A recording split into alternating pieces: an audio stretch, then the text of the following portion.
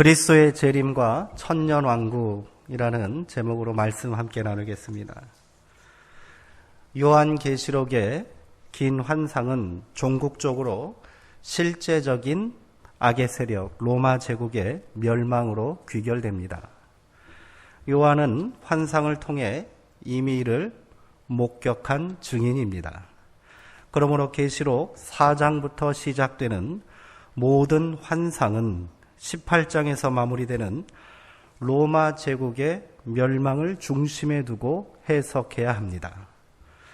이 과정에서 로마 제국의 거짓과 죄악이 폭로되고 그것들이 하나님의 공의로운 심판으로 단죄됩니다. 여기에 맞서 로마는 최후 발악을 하듯 온갖 만행을 자행하고 추종자들을 귀합하여 제국에 대항하는 자들을 박해할 것입니다.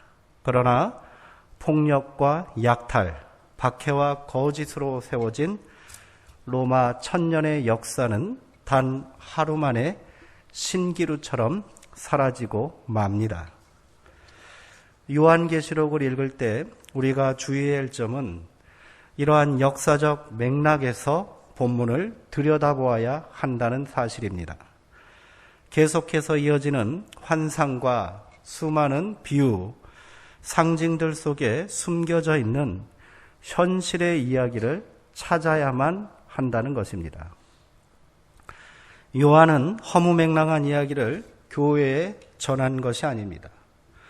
언제일지 모를 막연한 묵시적 종말론에 도취된 사람도 아닙니다. 그는 그 시대적 관점에서 예언의 말씀을 풀어나가고 있는 겁니다. 오늘 우리가 계시록을 읽고 그 숨은 의미를 이 시대의 관점에서 재해석해야 하는 이유도 여기에 있는 것입니다. 그렇다고 요한계시록이 단순히 시대적 염원을 담은 막연한 미래적 소망에 대한 기록이 아닌 것은 수많은 환상의 결정적 장면을 모두 현재형으로 기록하고 있다는 사실에서 찾을 수 있습니다. 환상과 계시는 미래적 사건을 현재의 역사, 우리의 역사, 오늘의 역사로 소환하고 성취하는 힘을 가지고 있습니다. 그것이 바로 믿음입니다.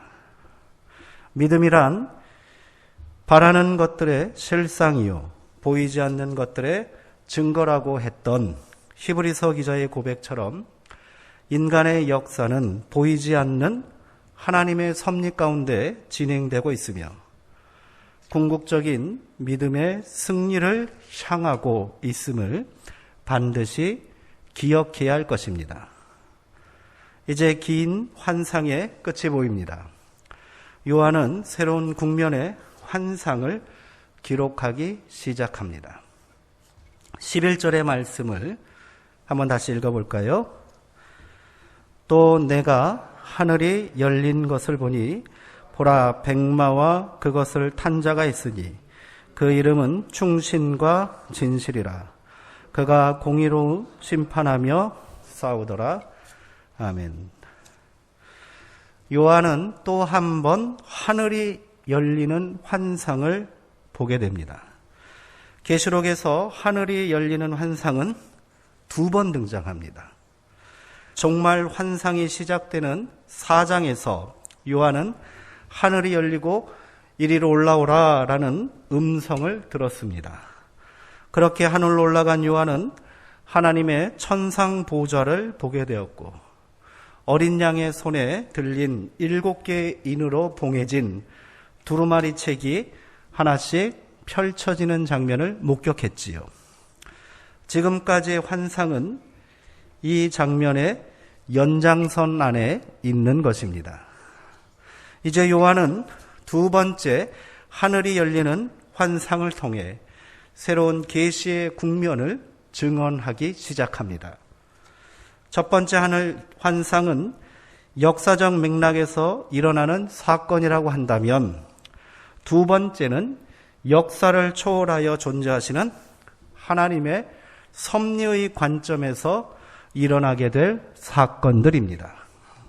그 시작이 바로 우리가 흔히 말하는 그리스도의 재림입니다. 재림에 대한 묘사는 복음서와 바울 서신에도 등장하는 기독교 역사관에 있어서 중요한 핵심 사상입니다. 복음서에는 인자가 그때에 구름을 타고 권능과 영광으로 오는 것을 사람들이 볼 것이다 라고 기록하고 있습니다. 바울은 주께서 호령과 천사장의 소리와 하나님의 나팔 소리로 하늘로부터 강림하실 것이다 라고 전하고 있습니다. 복음서의 재림주는 인간의 상상을 초월하는 신적 존재로 묘사되고 있습니다. 그리고 바울은 이것을 로마 황제의 화려한 행차에 빗대어 왕의 귀환으로 아주 장엄하게 그리고 있습니다. 우리가 흔히 말하는 재림, 이 강림은 헬라어 파루시아에서 비롯된 단어입니다. 이 파루시아라는 단어가 바로 왕의 행차라는 뜻을 가지고 있습니다. 그것을 바울은 기독교적인 용어로 재해석하고 그 의미를 부여하고 있는 거예요. 그런데 오늘 요한복음을 자세히 보시기 바랍니다. 요한은 여기에 더해 그리스도의 재림을 전사의 출현으로 묘사하고 있다는 사실입니다. 11절의 말씀에 의하면 그는 백마를 타고 하늘로부터 땅에 임할 것입니다. 마치 백전불패의 용맹스러운 전사의 모습입니다. 그가 그리스도라는 사실은 어렵지 않게 확인할 수 있습니다. 이어지는 11절부터 16절까지의 말씀이 재림주의 모습을 묘사한 것인데요. 거기에 보면 곳곳에 새겨진 그의 이름에 대한 묘사가 나옵니다. 그것은 계시록에서 이미 언급한 그리스도의 칭호이기 때문입니다. 그의 이름은 충신과 진실이고 하나님의 말씀이며 만왕의 왕이요 만주의 주이십니다. 그는 불꽃 같은 눈을 가지고 있고 머리에는 많은 관을 쓰고 있습니다. 불꽃 같은 눈은 11절에 나와 있는 대로 공의로운 심판을 집행하기에 충분한 자격이 있음을 증언하는 것입니다. 머리에 많은 관을 쓰고 있다는 것은 그가 진정한 통치자의 권세를 가지고 올 것임을 알리고 있는 겁니다. 우리는 이미 계시록 13장에서 바다에서 올라오는 10뿔 달린 짐승이 10개의 왕관을 쓰고 있는 모습을 보았습니다. 그 존재가 가공할 위력과 권세를 가진 로마 제국을 상징하였다면 그리스도는 그를 능가하는 권세와 힘을 가진 진정한 왕이시다 하는 고백이 이 속에 담겨 있는 거지요. 또한 백마를 타고 오시는 전사의 모습으로 오실 재림주에게 적들을 일거에 물리칠 강력한 무장이 필요합니다. 그 기세와 위풍에 걸맞는 무시무시한 칼을 들고 있어야 하고요. 철갑옷을 입고 있어야 할 것입니다. 그러나 요한이 묘사하고 있는 전사의 무기는 우리의 상상과는 전혀 다른 모습입니다. 13절에 보면 그는 갑옷이 아니라 피 뿌린 옷을 입고 있고요. 14절에 보면 그의 검은 손에 들려있는 것이 아니라 입에서 나오고 있습니다. 손에 들려있는 것은 새로 만들었다고는 하나 무기라고 할 수 없는 지팡이 뿐입니다. 우리말로는 이것을 철장이라고 번역해 놓았습니다. 지팡이란 뜻이에요. 피 뿌린 옷은 적들을 단칼에 내리칠 때 묻은 사륙의 흔적이 아닙니다. 그것의 원뜻은 피에 흠뻑 적셔져 물든 옷이다라는 뜻입니다. 바로 예수님께서 십자가에 흘리신 보혈의 피를 상징하는 것입니다. 그 피가 강물같이 흘러 지금 온 세상을 적시고 있는 것입니다. 또한 그의 입에서 나오는 예리한 검은 무엇이겠습니까? 그것은 말씀임을 우리는 잘 알고 있습니다. 히브리서의 말씀처럼 살아있고 활력이 있어 좌우에 날선 어떤 검보다도 예리하여 혼과 영과 및 관절과 골수를 찔러 쪼개기까지 하는 하나님의 말씀입니다. 이것은 사람의 마음과 생각과 뜻을 판단하는 심판의 도구입니다. 그래도 무기라고 할 수 있는 것이 있다면 철장인데 그것은 새로 만든 지팡이다라는 뜻입니다. 그것은 무기가 아닙니다. 앞에 보니 다스린다고 되어 있지요. 다스리는 통치의 도구입니다. 성경에서 지팡이는 목자가 양을 치는 도구입니다. 그것은 공격용이 아니고 방어용입니다. 들짐승들로부터 양떼를 지키고 보호하기 위한 도구에 불과합니다. 예수님께서 일찍이 자신을 증언하신 바 나는 선한 목자다라는 말씀에 상응하는 묘사라 할 것입니다. 선한 목자는 양들을 위해 기꺼이 목숨을 버리는 존재입니다. 그로 인해 피에 젖은 옷을 입고 오시는 분이십니다. 그리고 최후의 악을 소탕하는 자리에서도 말씀으로 그들을 능히 상대하실 수 있는 분이십니다. 이렇게 세상에 다시 오신 어린 양 예수 그리스도의 뒤편에 희고 깨끗한 세마포 옷을 입은 하늘의 군대가 뒤따릅니다. 14절의 말씀이지요. 이들은 앞서 하늘의 예배에 등장했던 순교자와 신앙을 지키다가 죽임을 당한 성도들을 상징한다 할 것입니다. 이들 역시 전쟁을 앞둔 군대의 모습이 아니지요. 오히려 승리를 축하하는 군중의 모습에 더 가깝습니다. 군대라면 그들도 갑옷을 입어야 돼요. 무기를 들어야 돼요.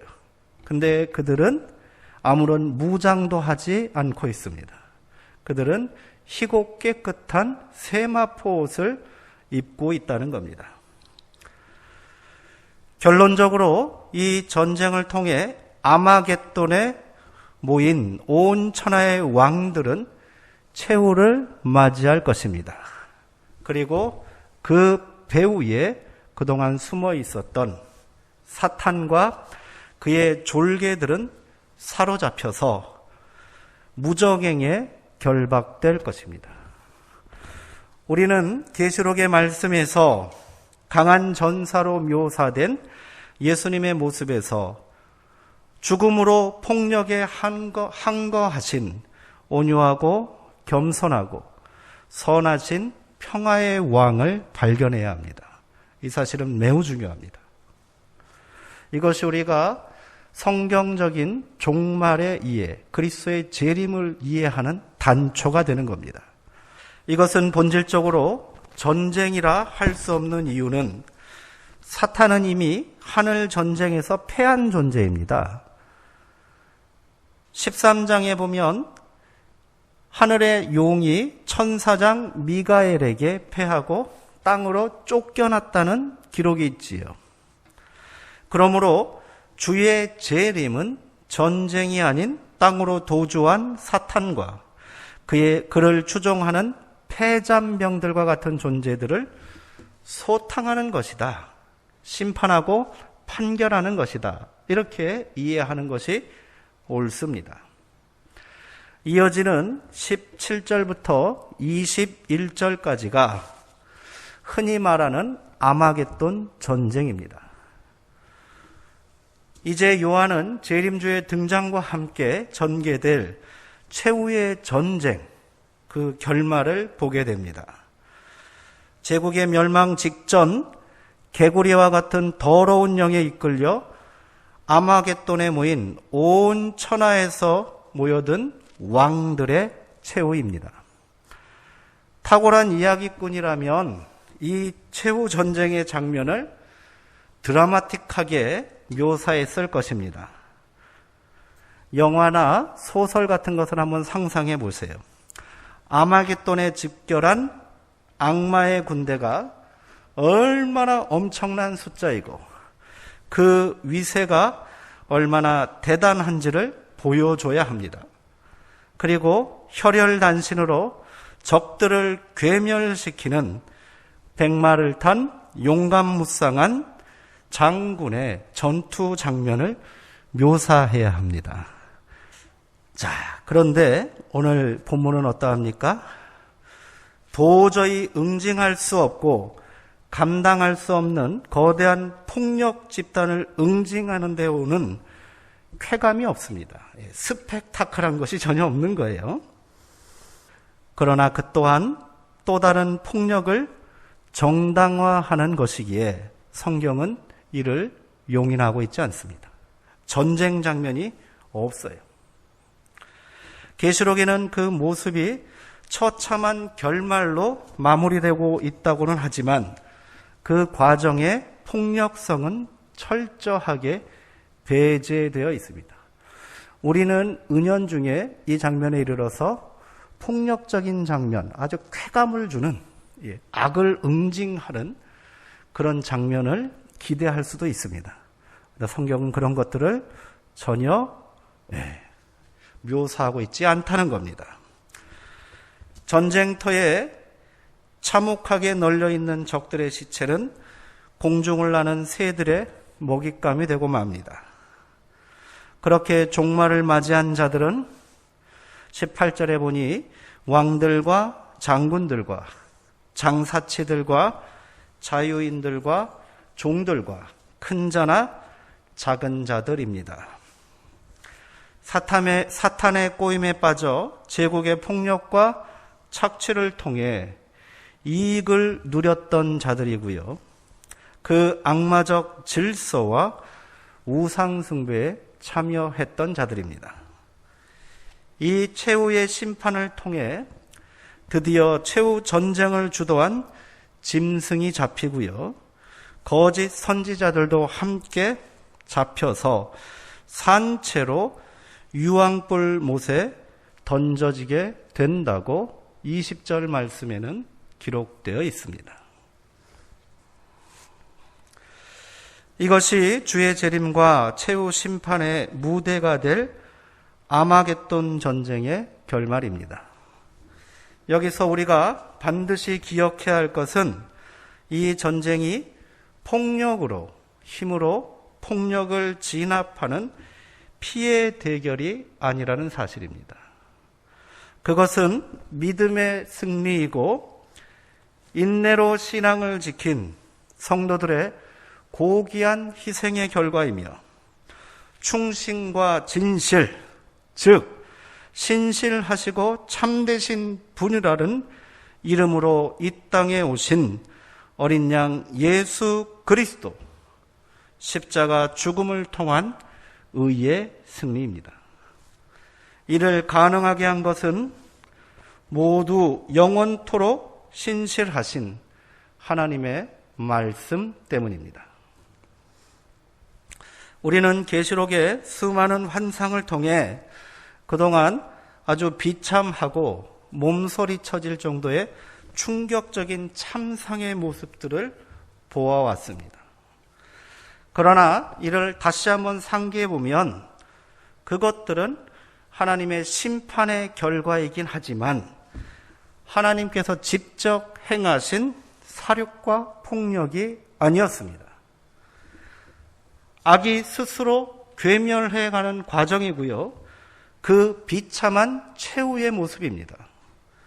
세상에 만연한 악은 7 나팔과 7 대접을 통해 피조 세계의 역습을 통하여 자멸의 결과를 초래했습니다. 사탄의 세력들이 서로 충돌하며 서로가 서로를 죽이고 또 죽이는 살육의 역사가 반복되었을 뿐입니다. 이 모든 것이 하나님의 공의로운 심판의 표입니다. 바울이 고백한 것처럼 하나님께서 그들을 마음의 정욕과 더러움, 부끄러운 욕심과 마음에 하나님 두기를 싫어하는 상실한 마음대로 내버려 두신 결과입니다. 악이 스스로 자멸하는 거예요. 악이 악을 심판하는 결과입니다. 하나님을 유기한 자들을 향해 하나님께서는 그들을 방기하셨습니다. 이것은 무서운 하나님의 공의의 진노입니다. 그러므로 우리 가운데 하나님이 개입하시고 우리의 욕망을 꺾어놓으시고 때로는 주저앉게도 하시고 우리의 길을 막으시는 것 같은 그런 생각이 들 때면 온전히 기뻐하십시오. 고난도 마찬가지입니다. 고난을 통해 우리는 우리 안에 있는 믿음을 다시 회복하게 되고 말씀으로 돌아가게 하는 겁니다. 그것에 아무런 감동도 없고 그것에 아무런 위기감도 느끼지 못하는 자들은 계속해서 하나님을 멀리할 것입니다. 그럼 하나님은 그들을 그냥 그대로 내버려 두신다는 거예요. 이것이 얼마나 비참한 결과를 초래할지를 우리는 깨달아야 합니다. 세대주의자들은 그리스도의 재림과 아마겟돈 전쟁을 과도하게 확대 해석하고 그것을 문자적으로 이해함으로 폭력을 정당화하는 오류에 빠진 자들이라 할 수 있습니다. 그들은 이 전쟁을 이스라엘과 중동의 전쟁 그리고 미국과 이슬람 국가들의 충돌로 해석하여 선과 악을 이분법적으로 단순하게 해석합니다.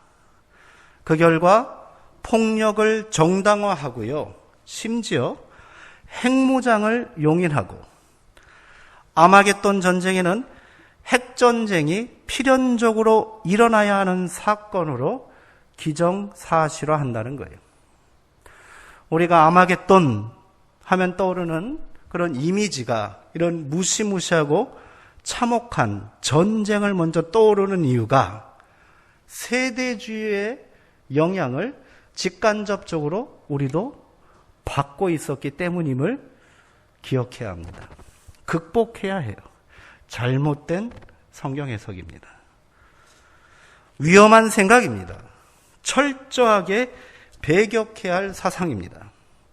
제가 오늘 말씀을 굉장히 자세하게 깊이 있게 다룬 이유가 여기 있는 거예요. 그들이 말하는 아마겟돈 전쟁, 그리스도의 재림은 폭력으로, 힘으로 세상을 심판하고 다시 세우는 과정이 아니라는 거예요. 여기에는 그 어떤 폭력도 등장하지 않습니다. 예수님은 강력한 폭력의 무기, 살상의 무기를 들고 그 마지막을 완성하지 않으십니다. 평화의 왕 그대로, 겸손의 왕 그대로, 순종과 희생의 사랑의 왕 그대로 우리에게 다시 오신다는 사실입니다. 그러나 세대주의자들은 이러한 비성경적인 생각에 사로잡혀 있기에 인터콥과 같은 과격하고 비상식적인 행동을 하는 자들이 등장하고 있는 거예요. 마치 전쟁을 수행하듯 강요하고 있는 선동적인 선교 구호와 행위는 또 다른 폭력에 지나지 않습니다. 이교도 사원을 찾아가 난동을 부리는 것과 같은 무례하고 도발적인 땅밟기가 어찌 선교의 방법이 될 수 있습니까? 일방적으로 악을 쓰고 요란한 찬양을 하는 것이 말씀을 선포하는 것이 될 수 없습니다. 예수님의 이름이 하나님의 말씀이 되신 이유는 그가 말씀이 육신이 되어 우리 가운데 오신 분이기 때문입니다. 그것은 어떤 뜻이 있겠습니까? 말씀은 일방적인 선언이나 웅변이나 강요가 아니라 예수는 삶으로 육신으로 말씀을 증언하셨습니다. 삶이 곧 말씀이었습니다. 스스로 그리스도의 전사라고 생각한다면 그 풍모와 품위를 갖춰야 합니다. 말씀이 진리라고 믿는다면 진리를 증거하는 삶을 살아야 합니다. 믿음이 구원에 이르는 유일한 길이라고 믿는다면 구원받은 자녀답게 자유와 평화를 추구하며 살아야 합니다. 선교는 투쟁과 선동으로 하는 것이 아닙니다. 오직 그리스도의 뒤를 따르며 그가 행하신 대로 사랑과 희생과 섬김을 실천하는 십자가의 삶으로 증언하는 것입니다. 십자가는 무기가 아닙니다. 십자가는 때로 우리에게 침묵을 강요하기도 하고 무기력해 보이는 인내를 요구하기도 할 것입니다.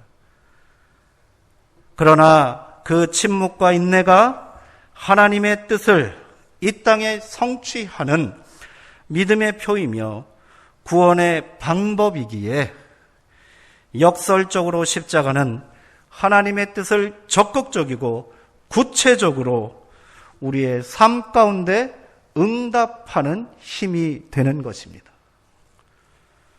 그것이 우리가 이 땅에 힘써 세워야 할 하나님의 공의와 평화, 생명과 구원의 역사를 이룰 유일한 방법인 것입니다. 하나님께서 완성하실 종말의 세상은 결단코 폭력으로 세워지지 않습니다. 그 중심에 서실 재림주 예수는 폭력을 통해 새하늘과 새 땅을 여시지 않으십니다. 그분은 십자가 죽음을 통해 악과 대항하신 것처럼 희생과 용서, 사랑의 화신으로 다시 오실 것입니다. 우리 주님은 약속하신 대로 선한 목자 되시어 우리를 보호하시고 다스리시기 위해 이 땅에 오십니다. 우리는 그날에 희고 깨끗한 세마포 옷을 입고 그분의 뒤를 따라야 할 것입니다. 우리가 이 영광스러운 승리의 자리에 참여하기 위해서는 예수님이 말씀하신 대로 자기 십자가를 지고 그를 따르는 길 외에는 다른 길이 없습니다. 선교도 마찬가지고요. 교회의 존재 이유도 여기에 있는 것입니다. 예수님은 십자가를 지고 가시면서 자신을 조롱하고 침뱉는 무리들을 향하여 분노하지 않으셨습니다. 십자가에 매달린 채로 내가 하나님의 아들이다 이놈들아 소리 지르지 않으셨습니다. 그들이 조롱하는 대로 하늘 군대를 소환하여 그 자리에서 그 모든 죄인들을 진멸하지 않으셨습니다.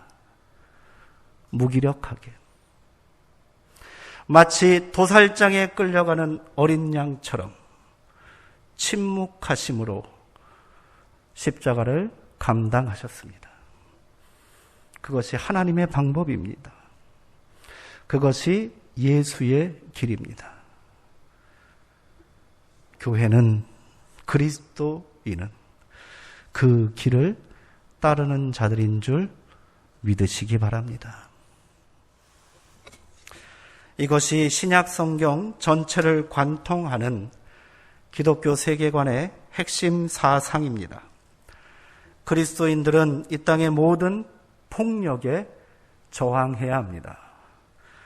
그 저항은 또 다른 폭력이 아니라 십자가 사랑을 통한 비폭력적인 저항입니다. 사랑과 희생입니다.